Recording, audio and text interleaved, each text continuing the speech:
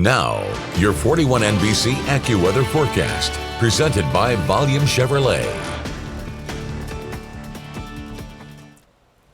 Outside in Dublin right now, skies are completely clear. We are not observing those clouds like we were in Macon. Not that the clouds are really making a difference, because they're not when there's that few of them. 41 degrees out there, it feels like 35 with a 9-mile-per-hour wind coming from the north-northwest. The cloud cover over Macon is so small I can't even see it here on our satellite, and the sun's out. It's been out for a while, so that does usually make it easier to see. Oh wow, another update. Alrighty, so as I suspected earlier, that freeze watch that had extended further south was indeed until 11 a.m. tomorrow morning, but now they said screw it, we're going to throw a 11 a.m. freeze warning, because everywhere in middle Georgia is likely to get below freezing tonight, at least down to it. After this special weather statement, we're going to be dealing with a lot of wind today as well as low humidity, and so that's related to fire weather.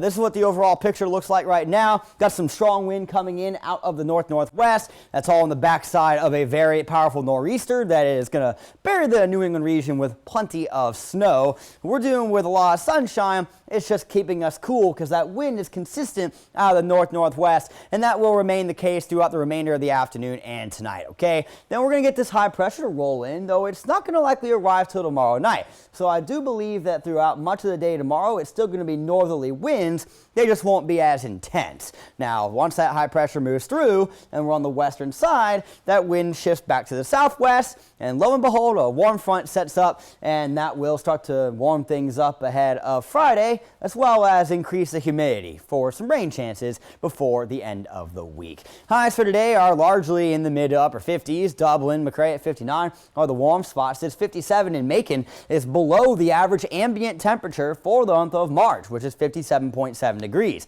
So definitely a cool day. As for the humidity, very dry. This is in relation to that special weather statement. Now, they have it in effect until 3:30 p.m. I personally think that we should still be careful with anything burning beyond that, just because the wind isn't going to suddenly calm down at 3 p.m. We're still going to have some decent breezes through the back half of the day, and you see these dew points that are all below 23 degrees. So very, very low humidity. To give you an idea, about 25% relative humidity or lower. Now, that is almost unheard of here in the Peach State. Now, we are going to see, obviously, that climb a little bit once we go into tomorrow, really, especially once we head into Thursday with the wind shifting back to the south. We saw a little bit of cloud cover ahead of the morning tomorrow, but it's definitely not going to be a cloudy night, and tomorrow will be a sunny day, and we should get back up into the lower 60s versus today where we were or are more or less going to be in the upper 50s. But here's why that freeze warning was extended to the entire region, basically, is we're going to be getting down below freezing tonight. Wind chills will likely be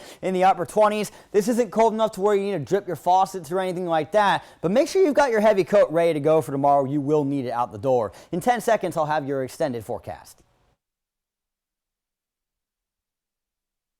At Volume Chevrolet, get oil changes for life, plus a 20-year, 200,000-mile warranty. Visit Volume Chevrolet, I-75 exit 187 in Forsyth. That's volumechevrolet.com.